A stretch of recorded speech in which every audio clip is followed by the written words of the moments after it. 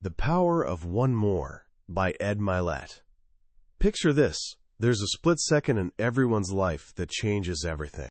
It's like standing at a crossroads, where one path leads back to who you've always been, and the other path opens up to who you might become. For one man, that moment didn't arrive with fireworks or drama. It came as a whisper that cut deeper than any shout ever could. He was a decent guy. He worked hard. His son looked up to him like he hung the moon. But here's the thing. He was also drowning in alcohol.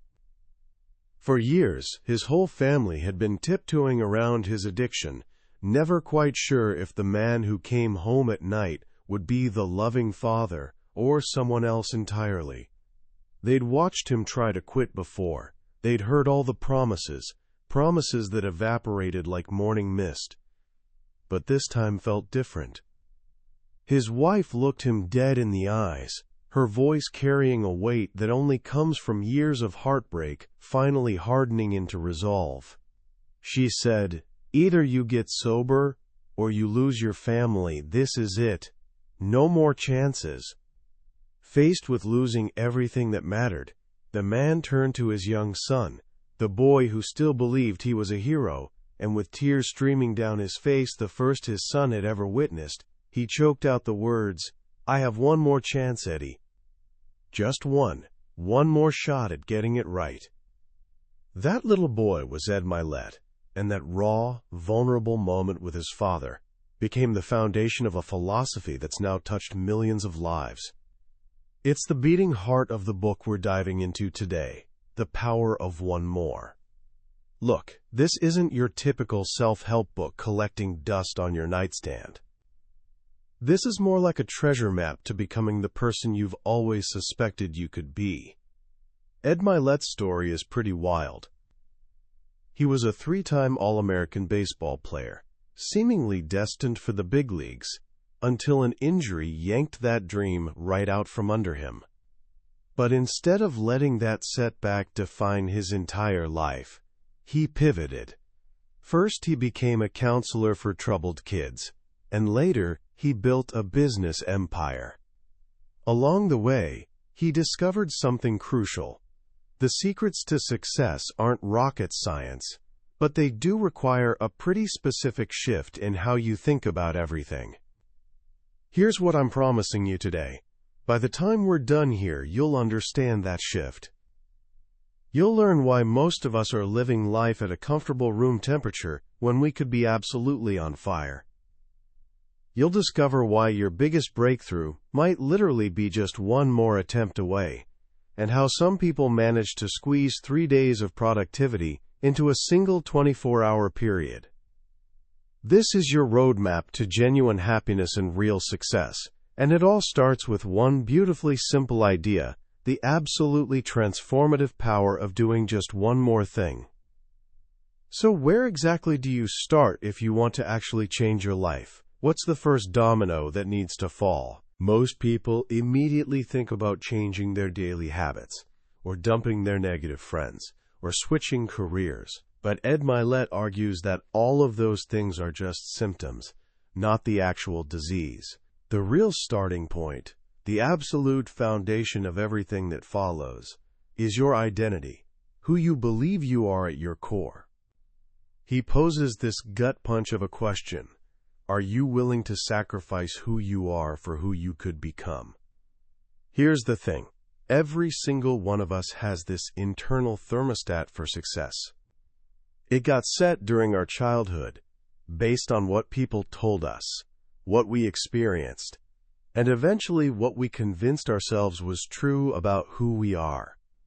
Maybe your thermostat for physical fitness is permanently set to slightly out of shape. Maybe your financial thermostat is locked in at $50,000 a year. Or perhaps your happiness thermostat is just stuck at barely hanging in there. Now here's where it gets really interesting. When your life starts getting too good, let's say you lose 20 pounds and suddenly feel amazing, or you land a promotion and your income jumps, your internal thermostat immediately kicks in. It's like a climate control system that senses things are heating up, and it unconsciously starts pumping cold air into your life. You'll mysteriously start skipping the gym.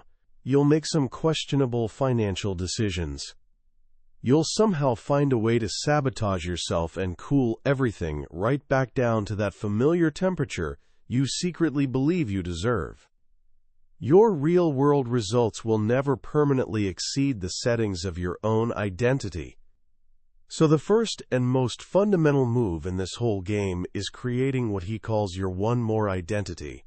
It's about consciously deciding to crank up that thermostat. How do you actually do that? Mylett gives us what he calls the trilogy of changing your identity. First up is faith. This isn't necessarily about organized religion, though it certainly can be.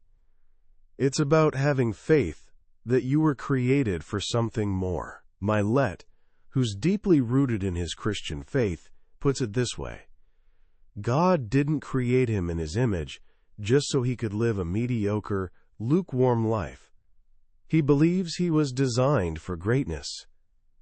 Whatever your spiritual beliefs might be, this is really about connecting with the idea that you weren't born to be ordinary.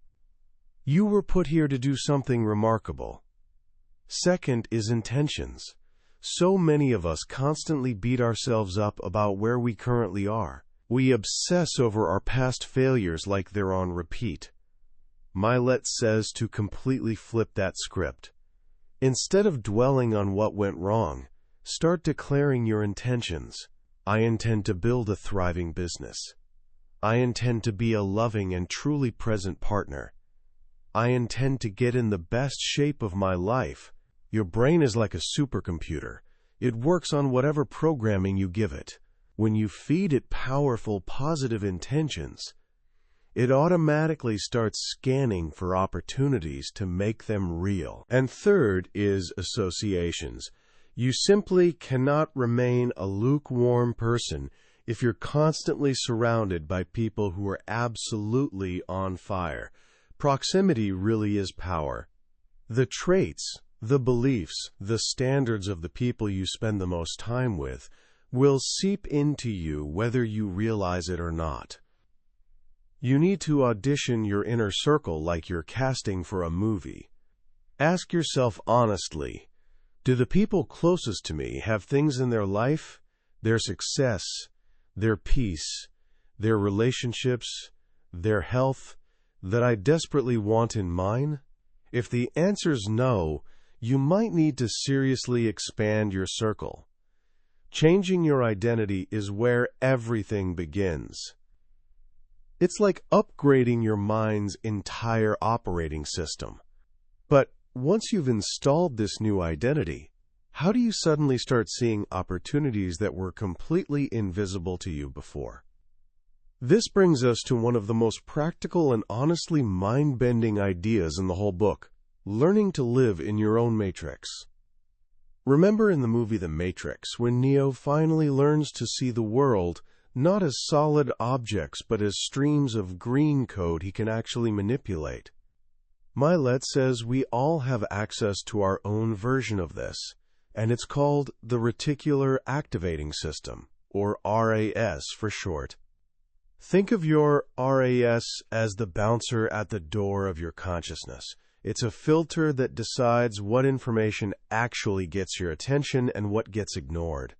Have you ever decided you wanted to buy a specific type of car, let's say a blue minivan, and then suddenly you start seeing blue minivans absolutely everywhere? On every highway, in every parking lot, cruising down your street. Did the universe suddenly manufacture more blue minivans overnight? Of course not. They were always there. But now, because you've told your brain that blue minivans are important, your RAS is pointing them out to you like a helpful assistant. Mylett's genius is in applying this concept to literally every area of your life. The clients you're looking for, the relationships you desire, the opportunities for growth, they're all blue minivans.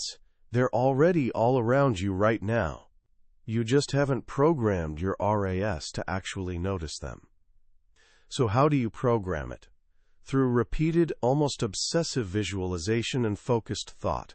When you obsess over a specific goal, you're essentially telling your RAS, hey, this is crucial. Show me anything and everything related to this. And that's when something magical happens. The world seems to slow down just for you. That's when you start noticing the coincidences that aren't really coincidences at all. You overhear a random conversation about exactly the business deal you've been thinking about.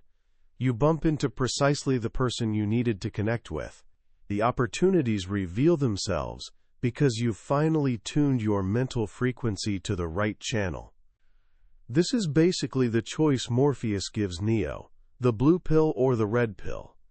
The blue pill means living on autopilot, letting your old, outdated programming run your entire life. The red pill is choosing genuine free will. It's taking deliberate control of your matrix, programming your RAS intentionally, and literally bending reality to align with your new, upgraded identity. It's a genuinely incredible concept. But here's the catch. All the right thinking in the world is completely useless if you crumble at the very first sign of difficulty. You can have the perfect identity and see all the right opportunities, but what happens when you try and fail, and then try again and fail again? This brings us to the absolute beating heart of the book, the real engine of all lasting success, the transformative power of one more try. To explain this, Mylett tells this beautiful story about a kid's birthday party. Picture a piñata hanging from a tree branch, stuffed with candy. One by one, kids get blindfolded, spun around until they're dizzy, and handed a baseball bat. The first few kids swing wildly into empty air. Maybe one of them just barely grazes the piñata. Nothing really happens. They get a little frustrated. The next batch of kids make solid contact. Tech-duldy-whack.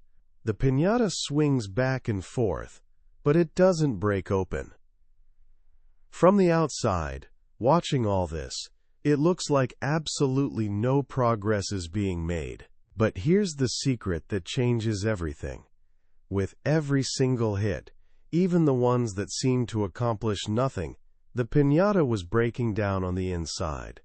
Invisible cracks were forming throughout its structure. Its integrity was slowly weakening. Finally, after every other kid has had their turn and walked away disappointed, the birthday boy steps up. He takes one solid swing, just one more try, and boom! The piñata explodes, and candy showers down like confetti. Did his single swing accomplish all that? Absolutely not. It was the accumulated, compounded effect of every single swing that came before his. This, Mylett insists, is exactly how life works. So many of us quit our business venture, abandon our workout program, or give up on our relationship right before the breakthrough moment. We take a handful of swings, and when we don't see immediate, obvious results, we assume we're failing miserably. We don't realize we're making invisible progress the whole time. Every sales call that ends with a no, every workout that feels like pure struggle, every difficult conversation in a relationship, they're all swings at your piñata. You might not be able to see the cracks forming, but you're absolutely making progress. Your biggest breakthrough is often literally just one more attempt away. He shares this wonderful personal story about his daughter Bella. When she was 17, she went for a job interview at a local pizzeria. She absolutely nailed the interview, but right at the very end, they asked her age. Since the place served alcohol, you had to be 18 to work there. She didn't get the job. She called her dad, completely dejected. For most teenagers, that would be the end of the entire story. They'd go home, feel sorry for themselves, and probably complain about how unfair life is. But just 30 minutes later, Bella called back, and now she was absolutely ecstatic. "Dad, I got a job!" What happened in those 30 minutes? As she was leaving the pizzeria, disappointed but not completely defeated, she happened to notice a small cafe right next door. Instead of just walking past it feeling sorry for herself, she decided to give it one more try. She walked right in, started chatting with the hostess, and discovered they were actively hiring. She met with the manager right then and there and got hired on the spot. She transformed a potential defeat into an actual victory, all because she was willing to take just one more shot. This mindset is genuinely the secret weapon of overachievers everywhere. They understand deep down that success is fundamentally a numbers game. And when you're consistently willing to do one more thing than everyone else around you, you put the law of averages squarely on your side. Now, if you're going to be taking all these extra swings and making all these additional attempts, you're obviously going to need more time, right? This is where Mylett introduces one of his most famous and, frankly, radical strategies for essentially bending time to your will. He says flat out that high performers don't live in a traditional 24-hour day.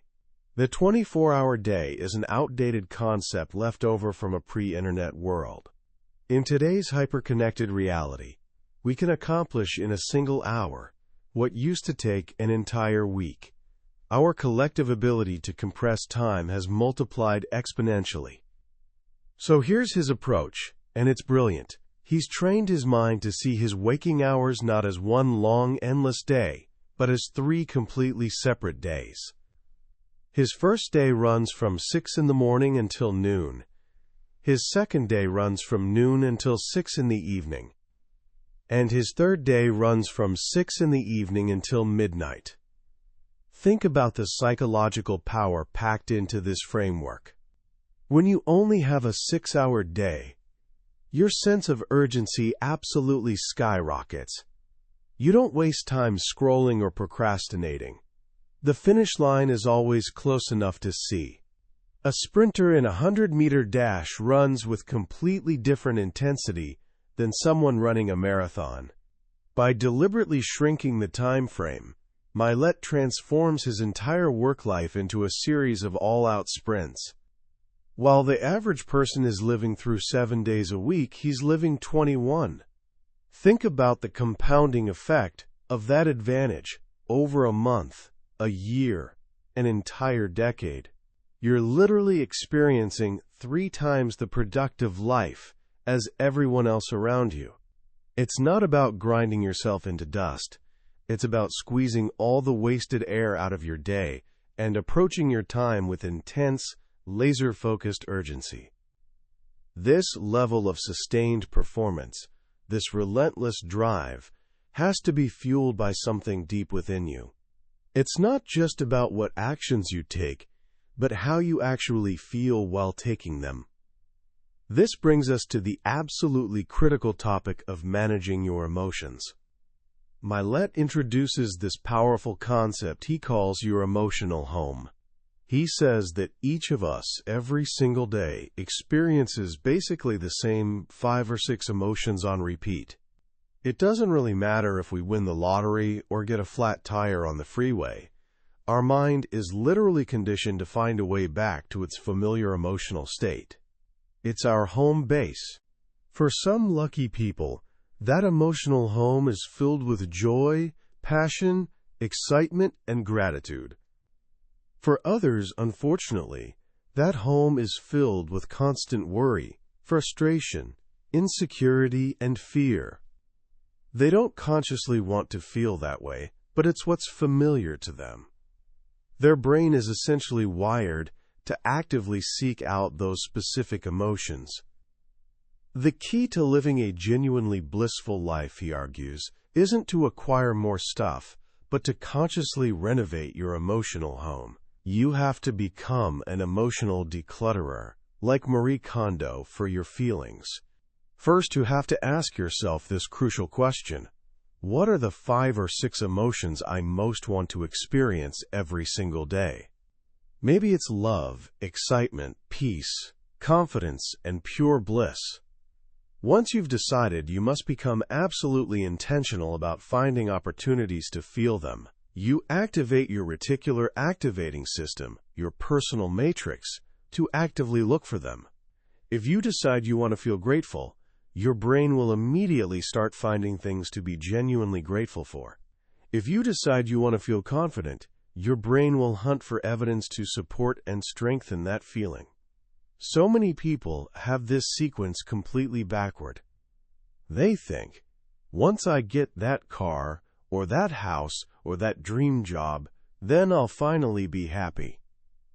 Mylett says you have to completely flip the sequence. You must first decide to feel happy, confident, and abundant right now, and then your brain goes to work finding the circumstances, people, and opportunities that actually match that emotional state. You don't get the house and then feel blissful. You choose to live in bliss right now, and that powerful emotional state attracts the energy that eventually gets you the house. Of course, you can't do any of this in isolation.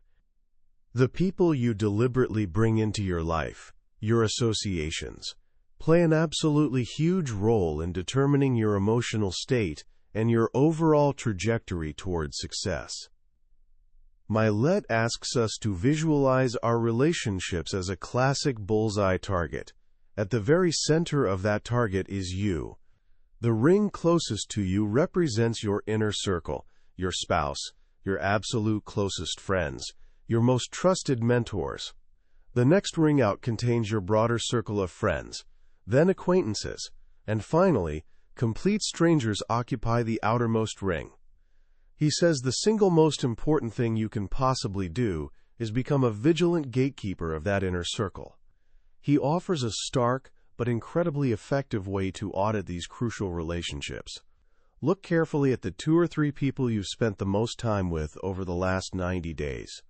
Now ask yourself these 2 uncomfortable questions. First, do these people have 2 or 3 things in their life, their mindset, their fitness level, their success, their relationships, that you desperately want in yours? Second, do they have things in their life, laziness, negativity, constant financial struggles, that you desperately don't want? If they don't have qualities you genuinely admire and aspire to develop, they might be wonderful, kind people, but they may not actually be serving your growth. And if they have traits you're actively trying to avoid, their proximity is genuinely dangerous, because those exact traits will influence you whether you consciously realize it or not. You will never sustainably outperform your inner circle, period. So you absolutely must be intentional about cultivating relationships that pull you upward, that challenge you to grow, that make your internal thermostat rise, just by being in their presence. So let's take stock. We've completely rebuilt our identity. We're actively programming our matrix. We're committed to taking one more try. We're mastering both our time and our emotions. We're carefully curating our inner circle. What is all of this intensive work actually in service of? It's about finally getting to a place where you can do the one thing that genuinely happy people do naturally. They operate out of their dreams and imagination, not their history and memories. Think about young children for a moment. Kids are literally the happiest people on the entire planet. Why is that? It's because they have virtually no past weighing them down. Their minds are filled with pure fantasy, boundless creativity, and infinite possibility. They are the blissful products of their completely unfettered imaginations. As we get older, though, we start dragging around what Mylett calls suitcases filled with cement. These heavy suitcases contain our past failures, our old hurts, our limiting beliefs that were installed by other people.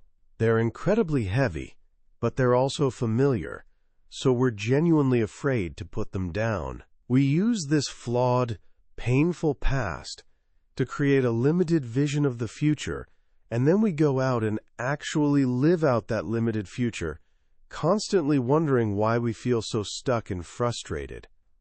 The greatest shift you can possibly make is to consciously choose to operate from your compelling vision of the future instead. Empty out the glass of your past completely to make room for your dreams. Give yourself genuine permission to be that wide-eyed child again. What would you actually do if you knew with absolute certainty you couldn't fail? What kind of life would you imagine for yourself if there were truly no limitations whatsoever? This isn't just wishful thinking or pointless daydreaming. Your subconscious mind literally cannot tell the difference between a real, lived experience and a vividly imagined one. When you repeatedly and intentionally live in the feeling of your future dream, really experiencing it emotionally, your mind and your RAS immediately go to work to close the gap between that compelling vision and your current reality. It's a complete reversal of how most people sleepwalk through life. They look at their disappointing past to predict their future. Happy, genuinely successful people create an inspiring future in their imagination first, and then they let that powerful vision pull them steadily forward. This entire philosophy, this truly powerful framework for building a better life, is the culmination of everything Ed Mylett learned from the single most important person in his life, his father. His father took that one more chance that his wife offered him, and he got sober. He didn't just save his family from destruction, he discovered his true calling. He devoted the rest of his life to helping other struggling alcoholics, living every day by the simple mantra of staying sober just one more day. He taught his son this profound lesson: you don't have to conquer the rest of your entire life all at once, you just have to win today. You just have to take one more step forward, make one more important call, hold on for just one more day. And if you consistently stack enough of those one more days on top of each other, brick by brick, you build an absolutely magnificent life. That's the genuine power of one more. It's not a single dramatic heroic action. It's the relentless, compounded effect of doing the little things over and over and over with a clear vision in your heart and the courage to take just one more step when everyone else has quit. As we step back and look at the entirety of the power of one more with fresh eyes, what's the single golden thread that ties all of these powerful ideas together? For me, it comes down to one profound and deeply encouraging truth. You're so much closer to your breakthrough than you think you are. In a world that celebrates overnight success stories and viral moments of instant fame, Ed Mylett's message is a grounding and genuinely empowering counter-narrative. It tells us that real greatness isn't born in a single heroic leap off a cliff. It's quietly forged in the unglamorous, often invisible moments of choosing to do just a little bit more than you feel like doing. It's the decision to bang out one more representative at the gym when your muscles are absolutely screaming at you to stop. To make one more sales call when you're completely tired of hearing no. To have one more difficult but ultimately loving conversation to save a relationship that matters. This book fundamentally redefines what it actually means to be successful. It's not about being the most naturally talented or the luckiest person in the room. It's about being the most willing to try one more time, willing to be temporarily inconvenienced, and willing to believe in a future that you can't quite see yet. The piñata analogy might be the single most powerful metaphor in the entire book, because it speaks directly to a universal human experience: the frustrating feeling of working incredibly hard with seemingly nothing to show for it. It gives us a completely new lens through which to see our struggles, not as failures or wasted effort, but as invisible progress that's absolutely real. That perspective shift alone can provide the fuel you need to keep going when literally everyone else around you would quit. What also makes this book so deeply resonant is its raw humanity. It's rooted firmly in the author's own messy, beautiful life, particularly in the redemption story of his father. This isn't abstract academic theory developed in some ivory tower. It's a practical philosophy born from love, genuine pain, and profound transformation. It reminds us that our greatest strengths often grow directly from our deepest wounds, and that it's never, ever too late for one more chance to finally become the person you were always meant to be. So how can we actually begin applying this wisdom in our own lives, starting right now? Here are 3 simple but powerful actions you can take today. First, find your thermostat setting for something that matters. Think carefully about one specific area of your life. Maybe it's your grades, your fitness, your finances, or your relationship with your family. Be brutally honest with yourself. What's the temperature you always seem to unconsciously return to? Just identifying it clearly is honestly the crucial first step. Write it down somewhere you'll see it. My identity thermostat for my health is currently set to slightly below average. Simple awareness is genuinely the beginning of all lasting change. Second, take one more deliberate swing at your personal piñata. What's one important goal you currently feel completely stuck on? Something you've been working toward but just can't seem to break through. Today, right now, I want you to commit to taking just one more focused swing at it. Don't worry about breaking it wide open today. Just take the swing with intention. Read one more chapter of that book. Send one more thoughtful email. Spend one more focused, distraction-free 15-minute block on that project you keep avoiding. Celebrate the simple act of taking the swing itself, knowing with confidence that you're making invisible progress, whether you can see it or not. And third, practice the revolutionary 3-day mindset for just 6 hours to test it out. You don't have to transform your entire life overnight.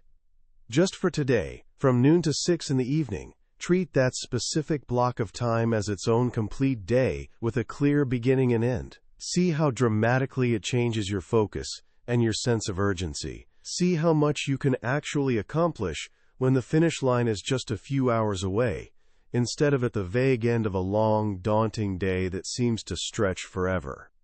That was a summary of The Power of One More by Ed Mylett. We've touched on the core ideas today, but I'll be completely honest with you.